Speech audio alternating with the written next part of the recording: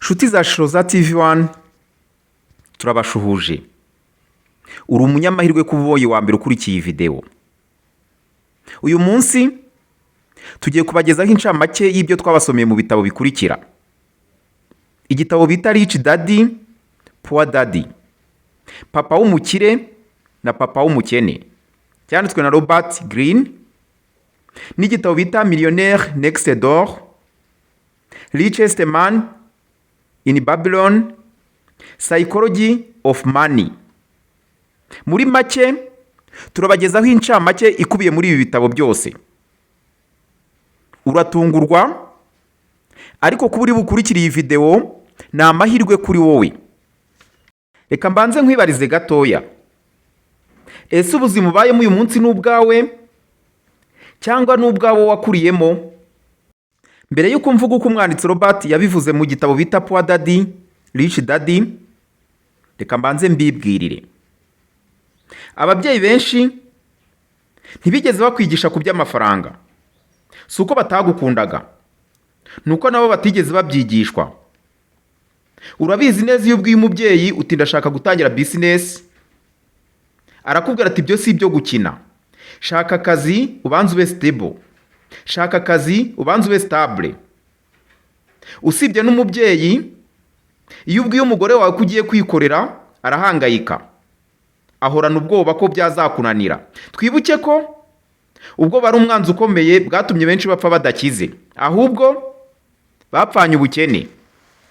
Uyu munsi uri mukuru, urengeje imyaka 18, tangira kwigisha.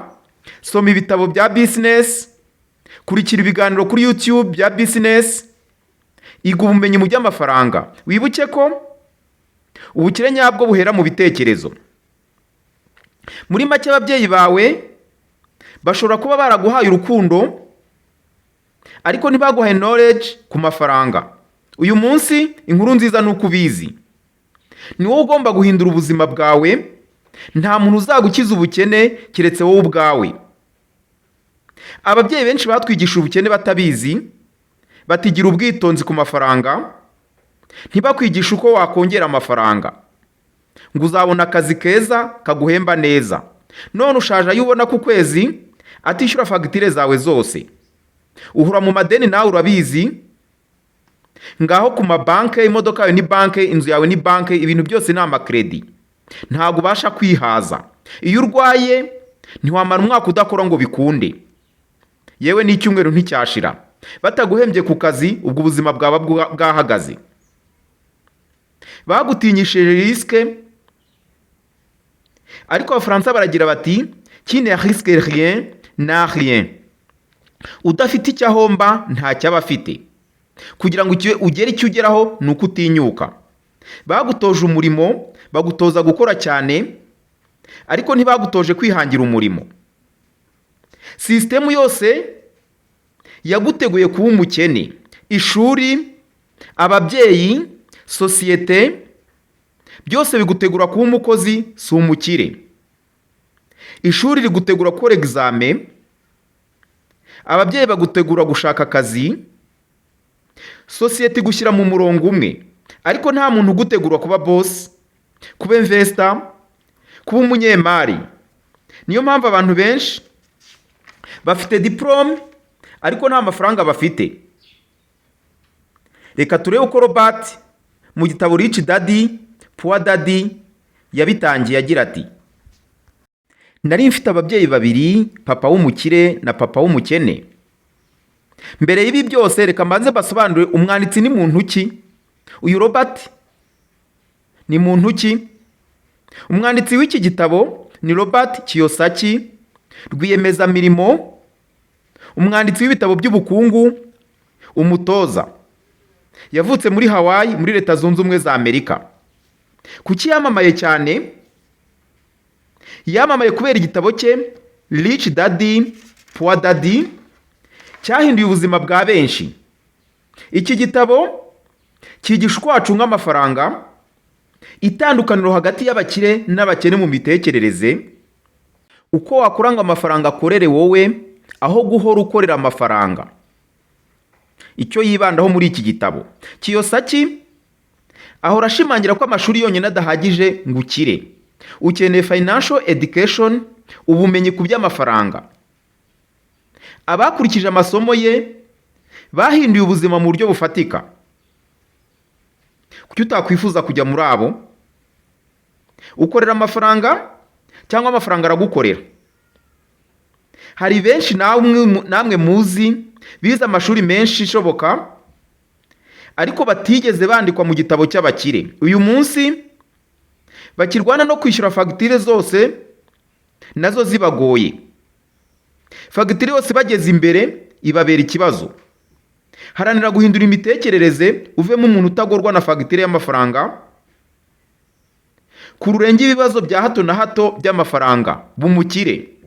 Reka dutangire. Muri iki gitabo Kiyosaki yashatse ko tugira ubumenyi bw'imitekerereze ibiri itandukanye. Hano akagira ati, nari mfite ba papa babiri, Poor Daddy.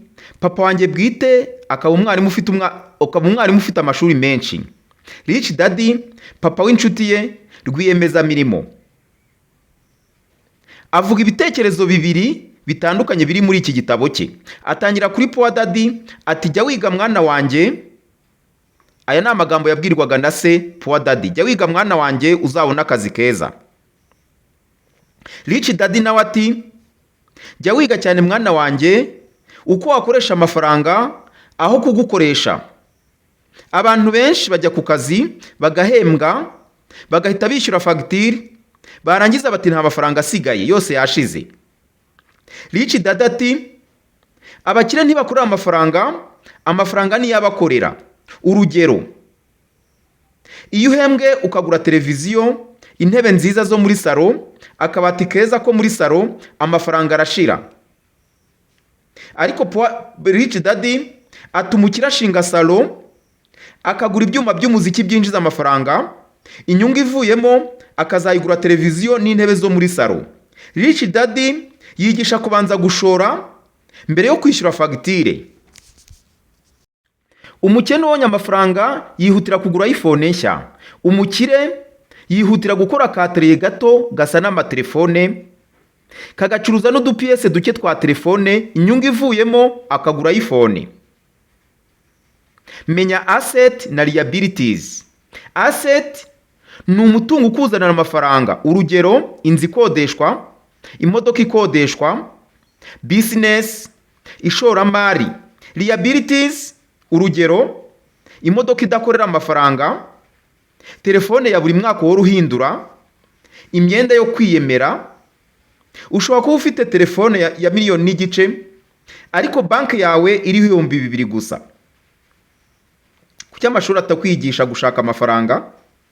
Amashuri atwigisha gushaka akazi no kuba umukozi mwiza, ariko mu by'ukuri ntatwigisha gushora imari, gucunga amafaranga no kubaka business.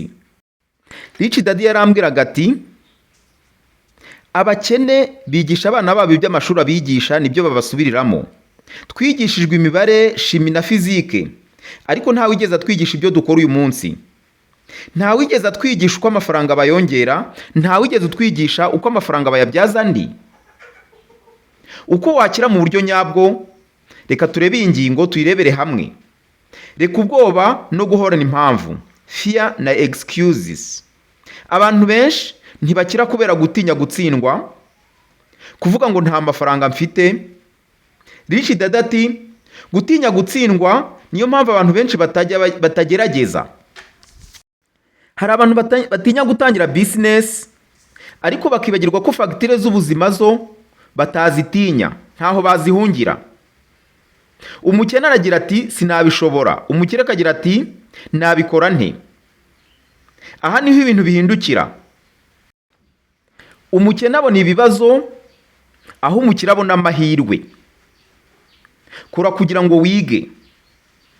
Rich Daddy yigishije Robert ati, ntukore ku mafaranga gusa, kora kugira ngo wige ubumenyi, wige skills.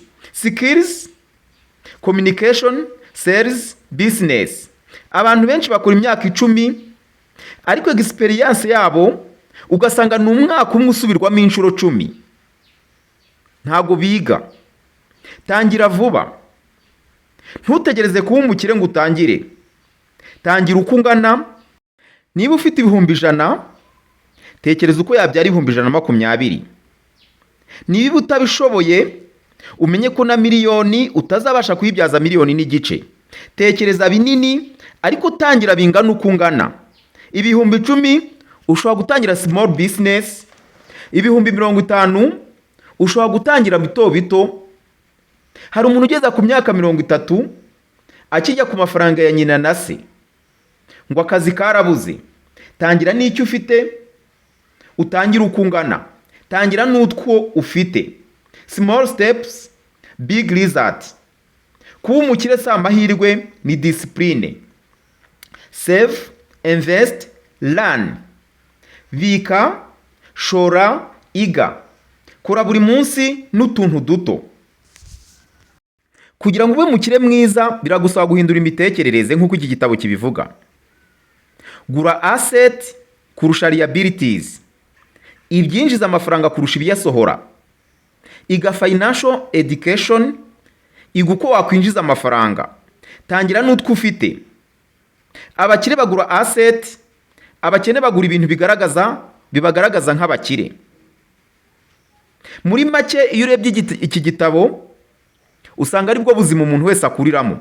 Ababyeyi benshi ntibigeze bakwigisha ku by'amafaranga, si uko batagukundaga, ni uko nabo batigeze babyigishwa. Urabizi neza ko utari umukire. Iyo ubwiye umubyeyi utungiye gutangira business, arakubwira iti ibyo si ibyo gukina. Ba witonze ubanze ube stable. Usibye n'umubyeyi n'umuryango wawe wose, ntutuma ureka akazi kuko ugiye kwikorera. Bakubura ko ibyo ugiye gukora ari ubusazi.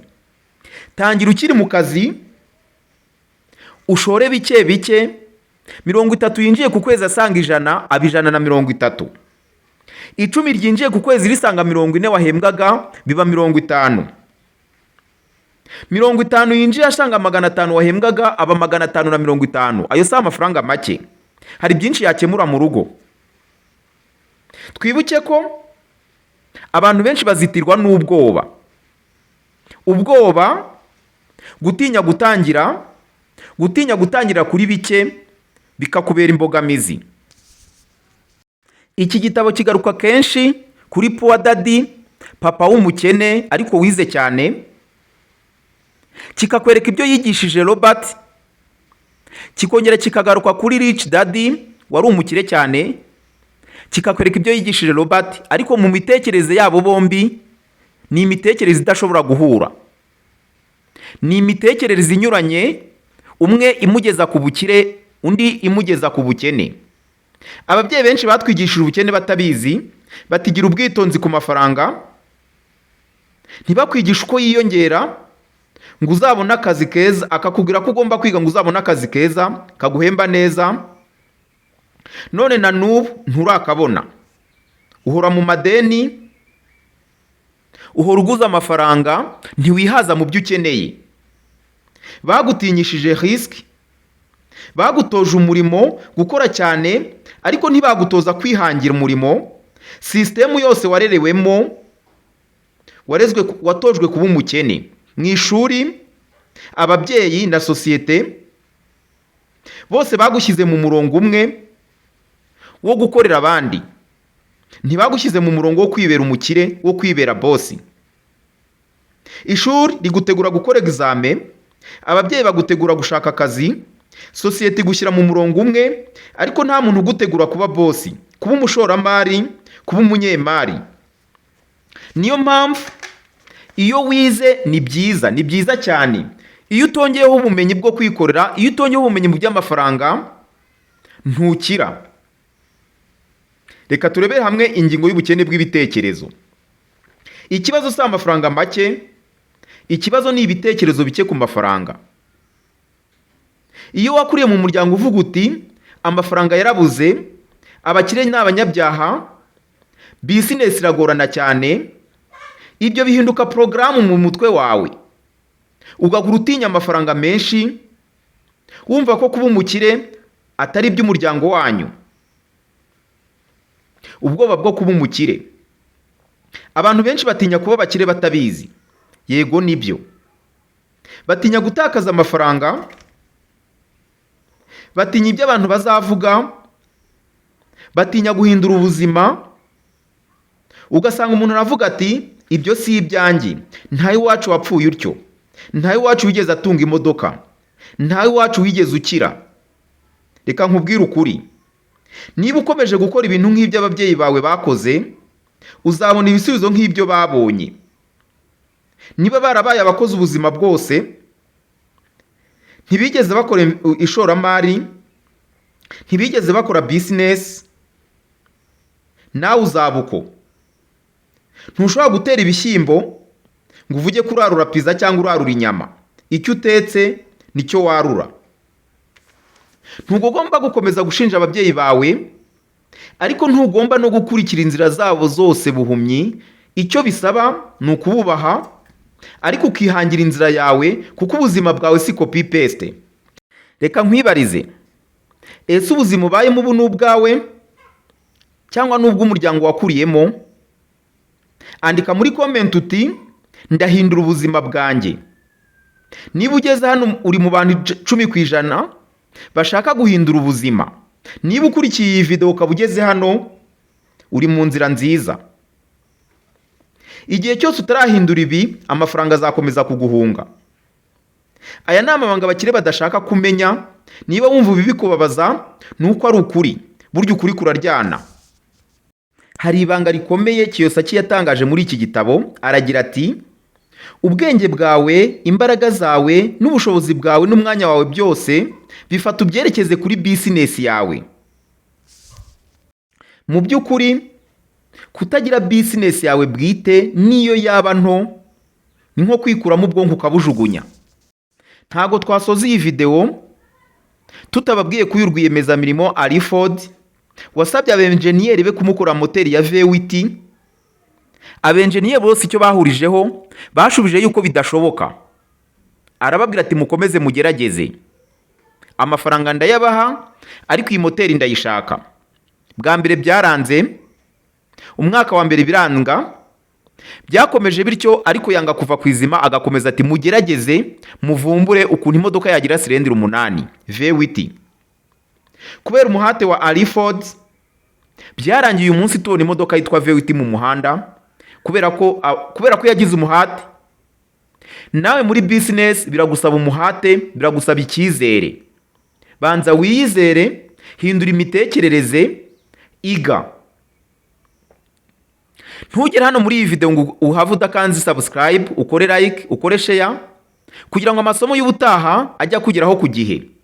Mwakoze.